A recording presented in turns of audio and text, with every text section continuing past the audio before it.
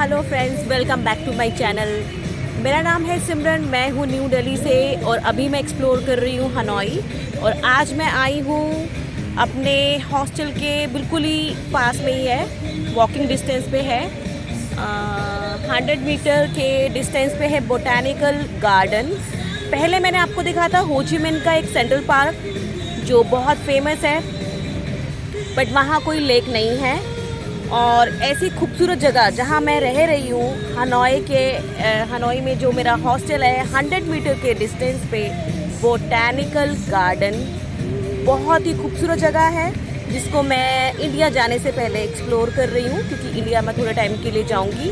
और जब से मैं यहाँ पर आई हूँ मुझे 2 वीक्स हो गए हैं, बट मैं मोस्टली जो है अपनी क्लासेस में बिज़ी होती हूँ, अपने काम में बिज़ी होती हूँ, या फिर मैं स्टे कर रही होती हूँ वहीं पर। मैं कहीं आती जाती नहीं हूँ। आज फर्स्ट टाइम मैं जो थोड़ा सा एक्सप्लोर करने निकली हूँ वो नियर 100 मीटर के डिस्टेंस पे है बोटैनिकल गार्डन, जिसका शूट मैं आप लोगों के लिए कर रही हूँ। और बहुत ही खूबसूरत जगह है, बट ऐसी जगह पे आने के बाद फिर से वही थोड़ा सा मैं जिस टाइप की हूँ कि ऐसी जगह पे आने के बाद होता है ना कि इवनिंग हो, आपके फ्रेंड्स हो और आप सब मिलकर यहाँ पे ड्रिंक कर रहे हो, ये वैसा एटमॉस्फेयर है। और 3 महीने से मैं 15 डेज से मैंने आई थिंक मैंने ड्रिंक नहीं किया है, एक बार किया है। बाकी टाइम जो मेरे को 2.5 मंथ जो मैं एक्सप्लोर कर रही थी, कंटिन्यूसली मैं ड्रिंक कर रही थी। और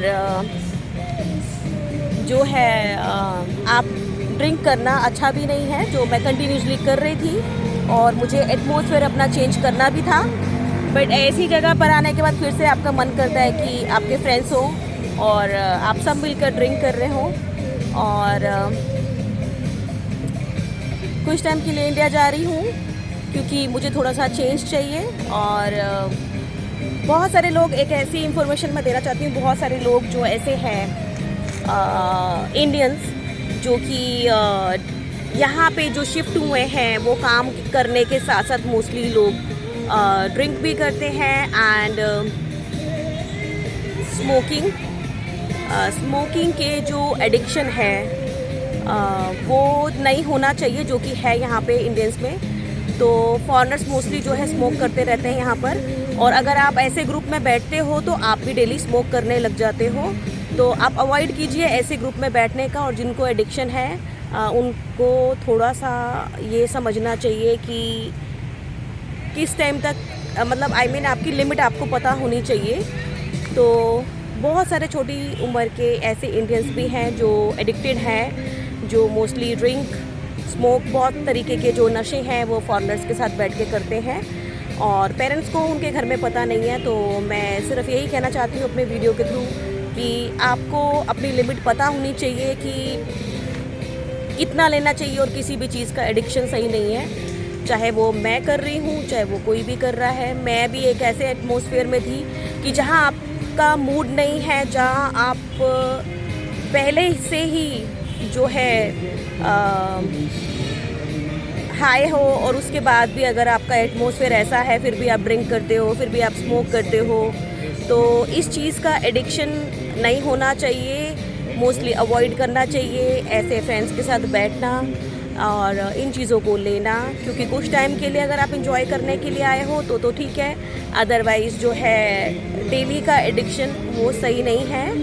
तो ये सारी चीज़ें, छोटी मोटी जो चीज़ें जो मैंने ऑब्ज़र्व की, जो मैंने देखी, वो मैं शेयर कर रही हूँ इस वीडियो में।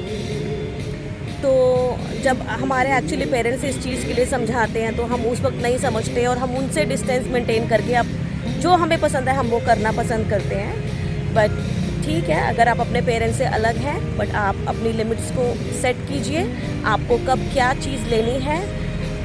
क्योंकि बेसिकली हम यहाँ पे कुछ करने आए हैं। और वियतनाम मेरे रहने का रीज़न ये है कि एक एनर्जी सी मिलती है, मैं ओवर एक्टिव हो जाती हूँ, और जब मैं इंडिया होती हूँ तो वो एनर्जी गायब हो जाती है।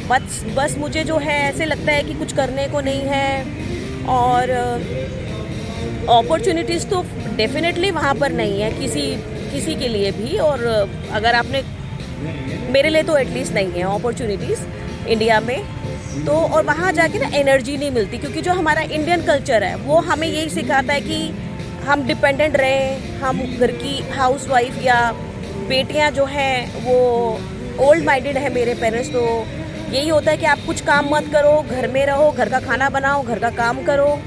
और जब आप 50 इयर्स के हो जाते हो तो आप अपने पेरेंट्स को भी सुनते होगे, या फिर पूरे इंडिया में जहाँ पे भी आप जाते होगे सुनते होगे कि अब मेरी ये जो एज हो गई है ये काम करने की नहीं है। और फेस के साथ साथ जो है उनकी जो बातें हैं वो आपको एनर्जी फील नहीं कराती। और आप यहाँ पर जब आप देखोगे ना, कोई 70 इयर्स ओल्ड है, कोई 80 इयर्स ओल्ड है, कोई दोस्त नहीं है, कोई फ्रेंड्स नहीं है, सब अकेले हैं, तब भी आपको एक एनर्जी आएगी कि वो काम कर रहे हैं, वो काम कर रहे हैं। ये नहीं है कि उनके पास सेविंग्स नहीं है या उनके पास वो रह नहीं सकते, सब कुछ है, लेकिन फिर भी वो काम कर रहे हैं। और तो और सबसे बड़ी बात, काम करने के साथ साथ आप उनकी एज का भी पता नहीं लगा सकते। सबसे बड़ी बात ये है, आप अगर इंडिया में किसी 70 इयर्स लेडी को देखोगे तो आपको लगेगा कि हाँ ये 70 इयर्स से ज़्यादा की बूढ़ी लग रही है, क्योंकि वहाँ के जो इंडियंस लोग हैं, हम सब लोग जो हैं बाय फेस मैच्योर लगते हैं, हमारी एज ज़्यादा लगती है। जब आप साउथ ईस्ट एशिया में घूमते हो तो यहाँ के अगर किसी फीमेल को देखोगे ना आप, जैसे 40 या 45, 48, वो आप उसको बता ही नहीं पाओगे कि उसकी एज ये है। वो बहुत ऐसे लगेगा आपको कि 28, 30 की लगेगी। ये नहीं है कि यहाँ पर सर्जरीज के लिए वजह से, हाँ ठीक है कि वो लोग केयर बहुत करते हैं अपने को लेके, बट यहाँ पे आप जो फीमेल की एज है वो पता नहीं लगा सकते। 70 इयर्स ओल्ड लेडी की भी जो है आप पता नहीं लगा सकते। वो इतना फिट, उसका जो ड्रेसिंग सेंस है, उसका जो मेकअप है वो अल्टीमेट होता है। और साथ में हील्स ये ज़रूर कैरी करते हैं, हील्स जो है वो पहनते हैं ये अपने ड्रेस के साथ। तो यहाँ का जो ड्रेसिंग सेंस है, थाईलैंड चले जाओ, चाहे मैं वियतनाम एक्सप्लोर कर रही हूँ, ड्रेसिंग सेंस लड़कियों का देखने लायक है। और दूसरा, एक्टिव लाइफस्टाइल है। कोई लड़की कोई स्टडी कर रही है, स्टडी करने के साथ साथ आप एक न्यू लैंग्वेज सीख रहे हो, जॉब कर रहे हो, बहुत सारे काम एक साथ कर रहे हो। तो वहाँ के जो इंडिया के लोग हैं, वहाँ पे एक लड़का है या कोई किसी का बेटा है या बेटी है, उसको कहना पड़ता है कि पेरेंट्स आपके खर्चे नहीं उठा सकते, आप काम करो।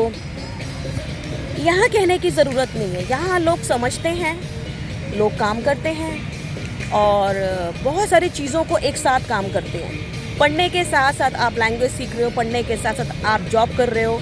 अगर आप इंडिया में किसी को देखोगे तो वो एक ही काम कर रहा होगा कि वो ये बच्चा ये कहेगा कि या तो मैं पढ़ सकता हूँ या मैं काम कर सकता हूँ। लेकिन यहाँ का जो कल्चर है वो डिफरेंट है। यहाँ पे बच्चे जो हैं 3-3, 4-4 काम एक साथ कर रहे हैं, जहाँ कोई एक्सक्यूज़ नहीं है। इसलिए मुझे वियतनाम रहना बहुत अच्छा लगता है। तो ये था एक छोटा सा वीडियो जिसमें मैं एक्सप्लोर कर रही हूँ botanical garden near my hostel. India जाने से पहले फर्स्ट टाइम आई हूँ। एक्चुअली मैं अकेली होती हूँ तो मन नहीं करता कहीं आने जाने का। कोई आपके साथ हो तो आपको अच्छा लगता है कि कहीं आप आओ या जाओ, या आपका फाइनेंशियली भी आपका ठीक होना ज़रूरी है, क्योंकि कहीं पे भी आप ट्रैवलिंग कर रहे हो तो वहाँ रहने खाने के साथ आपके पास ट्रैवलिंग के एक्सपेंसेस होने बहुत ज़रूरी हैं। और जैसे मैं रह रही हूँ अभी, बिना आसपास की चीज़ों को एक्सप्लोर करें, तब भी वो आपका जो लिविंग है यहाँ पर वो एक्सपेंसिव है, वो सस्ता नहीं है। हर एक चीज़ मैं अपने वीडियो में दिखाने की कोशिश करती हूँ आपको कि कहाँ मैं कितना क्या स्पेंड कर रही हूँ, पर हर चीज़ को मैंने अभी तक नहीं दिखाया है कि कहीं भी जाने का, सिर्फ खाने पीने की चीज़ें दिखाई हैं बेसिक नीड की।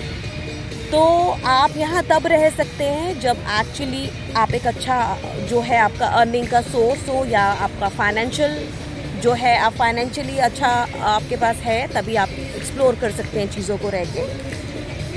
अब मैं नेक्स्ट वीडियो में आपको बताऊंगी कि यहाँ पे जॉब करने के लिए या बिज़नेस करने के लिए या सबसे बेस्ट बिज़नेस क्या है, और जॉब की अपॉर्चुनिटीज़ हो ची मिन्ह और हनोई में क्या डिफरेंस है, उसके लिए कौन से डॉक्यूमेंट्स रिक्वायर्ड हैं और आपको आना चाहिए या नहीं आना चाहिए, और अगर आपका वर्क परमिट है या बिज़नेस वीज़ा है तो क्या लेके आपको आना चाहिए, क्या टूरिस्ट वीज़ा पे आके वो सारी चीज़ें एक्सटेंड हो सकती है, वो सारी चीज़ें मैं आपको बताऊंगी अपने नेक्स्ट वीडियो में।